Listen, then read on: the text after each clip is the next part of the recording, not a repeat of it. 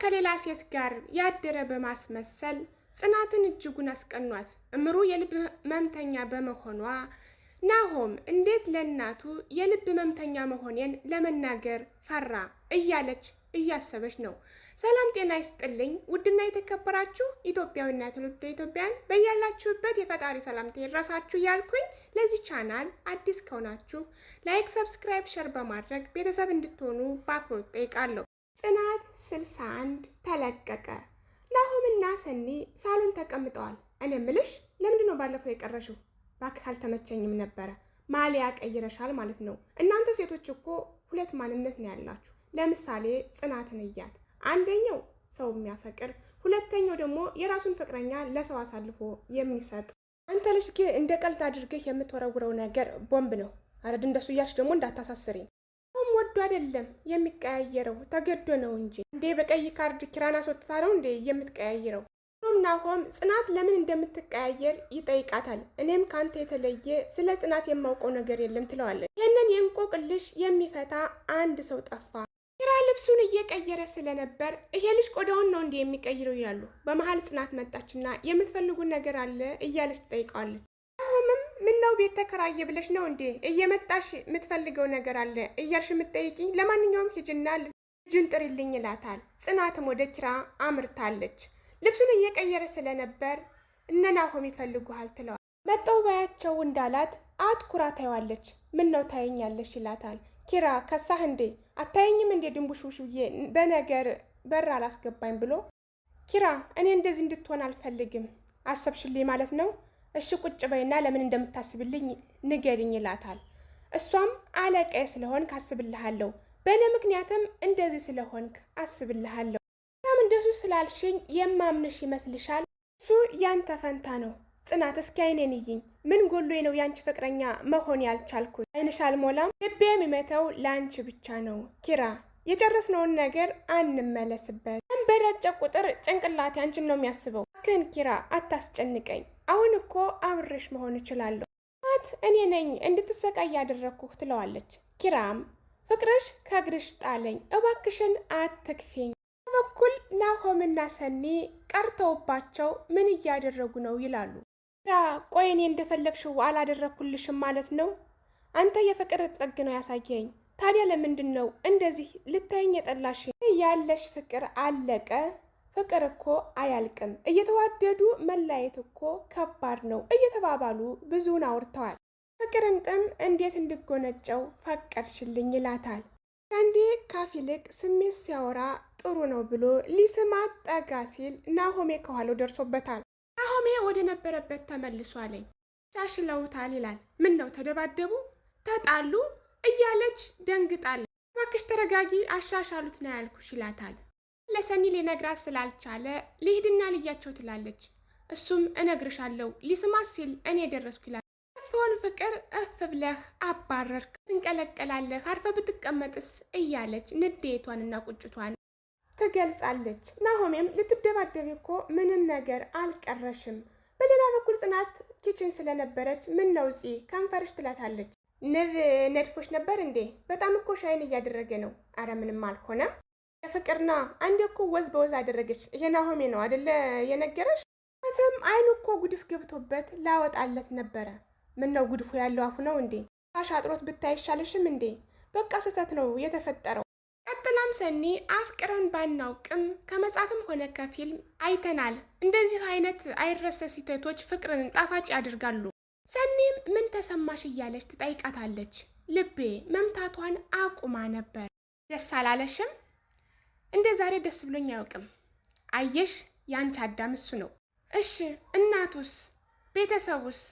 አንቺ ልጅ ያምሻል እንዴ? ለሰው ነው እንዴ ኑሮ የተባልሽው? ኖርኩላቸው የምታያቸው ሰዎች ያንቺ ደስታ አያስደስታቸውም። በቃ ጊዜሽን አታበከኝ፣ ኪራንም አታሰቃየው። ጽናትም እሺ ምን ልበለው ትለዋለች። ቅድም ጀምረህ ያቆምከው ሰላሜን ነስቶኛል በዩ። በሌላ በኩል እምሩ በጣም ተጨንካለች። እምሩ የልብ መምተኛ ስለሆነች ናሆም እንዴት ለእናቱ የልብ መምተኝነቴን አልነገራትም? አፈረብኝ መሰል ትላለች። ፈጣሪ ሆይ የጀመርነውን ነገር አንተ አስፈጽመን። የኔ ህይወት አንድ ተመሰቃቅሏል፣ የናሆሜን ግን አደራ ጽናትን እድልሽን አታሳልፊ ትላታለች። እኔም የኪራን ማጣት እጅጉን ከፍቶኝ ነበር። ሰናይትም ያበላሸሽውን ፍቅር እንደገና ለማስተካከል ሞክሪ። ጥላም የፈጣሪ እቅድ ይቀጥላል፣ የተጻፈልሽን ነው የምትኖሪው። ሳሎን ተቀምጧል። አሁን ስትመጣ ምንድን ነው ምላት ይላል። ባለፈው ጓንዳ አትልብኝ ትበላ፣ እኔ ወንድ ልጅ ነኝ፣ ቆፍጥን ማለት አለብኝ። መታለች ወደ ኪራ። ተቀምጠው ሁላቸውም ተፋጠዋል። አንቺ ንገሪኝ፣ አንተ ንገሪኝ ይባባላሉ። ደግሞ ነግሬህ በኋላ ምላሳም ልትለኝ ነው አደለ? አይ እንደሱ እንኳን አልልሽም ኪራ፣ እኔ ስለ አንቺ እነግርሻለሁ። ውስጥሽ እኔን እንደሚያስብ ያስታውቅብሻል። አንቺ ለመሸፈን ትሞክሪያለሽ። ጽናትም እኔ ለመሸፈን ሞክሬ አይደለም፣ ግን ሙሉ ላድርግህ አልችልም። ስለዚህ ጉዳይ አውርተን ጨርሰናል። እኔ ያላንቺ ህይወት ከብዶኛል። እኔን የምትርቂበት ምክንያት አንድ ምክንያት ስጭኝ ይላታል። እሷም በዝምታ ተውጣለች። አየሽ፣ ምንም አይነት ምክንያት የለሽም። እሺ አትወጂኝም? አይ ኪራ፣ እኔ ወድሃለሁ። ስለ እኔ መውደድ አንተ ብቻ ሳይሆን ሌላውም ሰው ያውቀኛል። ጥሎም ኪራ የነናሆምን ፍቅር ምሳሌ አድርጎ አቅርቧል። እነሱ አስቀኑሽም፣ አሁንም እድል አለን። ፍቅራችን ማደስና ማስተካከል እንችላለን። ለየት የሚያደርሰን ነገር የለም ካላት በኋላ እጅጉን በሚያምር ሁኔታ ተቃቅፈዋል።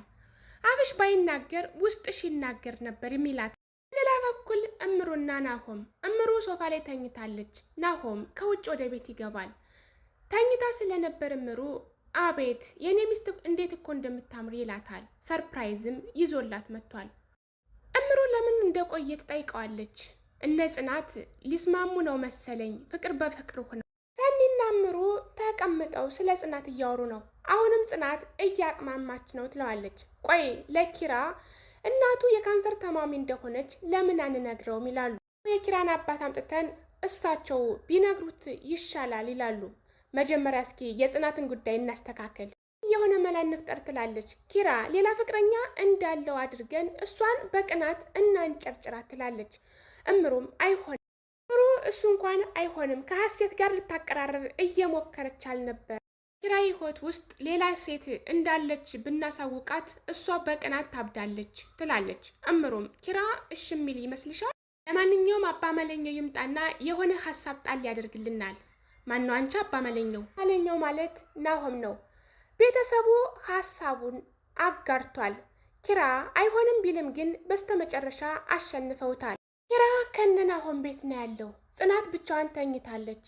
ስትዳስሰው ኪራ አልመጣም። የታድሮ ነው ብላም ትጨነቃለች። ስልክ ደጋግማ ትደውላለች። ኪራ እጅጉን ተጨንቋለኝ። ናሆምም በቃ አውርተንበታል፣ ተረጋግተ ቁጭ በል። ኪራም እኔ ወር ብታኮርፈኝ የለውበትም። ናሆምና እምሩ ተኝተዋል። በመሀል ጽናት ስለምትደውል ደወለች እያለ ወደ ክፍለ ይገባል። እና አንሰዋ፣ አንተ በተጨነቃችሁ ቁጥር እኛ እንቅልፍ መተኛት የለብንም። ኪራም በቃ ቢሄድ ይሻላል። የጽናትን ስልክ ታነሳዋለች። ቤብ ተኝቷልም ትላታለች። ስልክ መደባደብ ብትችል ኖሮ አስደብድባችሁ ነበር። ጽናት ወዲያውን ወደ እምሩ ትደውላለች። ከናሆም ጋር ተያይዘው ወደ ቤት እንዲመጡ ጠይቃቸዋለች። ምንም ደውላላት ስለነበረ ሰኒ በቦታው ቀድማ ስለተገኘች ይሄ ሰውዬ ሊያሳብደኝ ነው፣ ከሴት ጋር ነው ያደረው ትላታለች። ናሆምም ስለመጡ በሰላም ነው ብለው ይጠይቋታል። እሷም ከሌላ ሴት ጋር ኪራ አድሯል እንዳለውም ያችን ልጅ ጠበሳት ማለት ነው። እንዴት እንደምታምር ናት። እጅጉን በጣም ተናዳለች። ኪራም ወደ ቦታው አምርቷል። በል ማታ የት ነበርክ? ስልክ ስደውልህ አታነሳም። እየተዝናናው እኮ ስለነበር ነው፣ እንዲሁም አንቺን ረስቼሽ ነበር ይላታል። እሷም ተናዳ ስለነበር ከዛሽ ቆንጆ ልጅ ስለምትዝናና ነው። ጽናት በጣም ስለተናደደች እጅጉን ደስ ብሎታል። እኔ ስዝናና ደስ ሊልሽ ነው የሚገባው፣ ለሌላ ሰው አሳልፈሽ ልድርኝ አልነበር? ያመጣውልህን ብቻ ነው የምታገባ እያልሽኝ ነው። ጽናት እጅጉን በጣም ስለተናደደች ጥራትና እናውራ። አይ እሷ ከመጣችማ ሁለተኛው የዓለም ጦርነት መናሳቱ ነው። ብዙ ጭቅጭቅ በኋላ ጽናትና ኪራ ወደ ነበረበት ቀድሞ ፍቅራቸው ተመልሷል። ከሷ ተለይቶ እንደማይኖር ጽናትም ከሱ ተለይታ እንደማትኖር እንደሚዋደዱ ፍቅራቸውን ተገላልጸዋል። ኪራና ጽናት የእምሩንና የናሆምን ፍቅር ተምሳሌት በማድረግ እነሱም እንደነሱ ፍቅር ለማድረግ ኪራ በጠዋት ተነስቶ ለጽናት ቁርሱን ሰርቶላታል። ጽናትም እጅጉን ተደስታለች። ፈገግ ፈታም ብለዋል። የጽናት ድራማ ክፍል 61 እዚህ ላይ ጨርሳለሁ። በሌላ ክፍል እስከምንገናኝ ድረስ ሰላም ለሀገራችን፣ ሰላም ለሕዝባችን፣ ፍቅር አንድነት ይስጠን እያልኩኝ ለዚህ ቻናል አዲስ ከሆናችሁ ላይክ፣ ሰብስክራይብ፣ ሸር በማድረግ ቤተሰብ እንድትሆኑ በአክብሮት ጠይቃለሁ።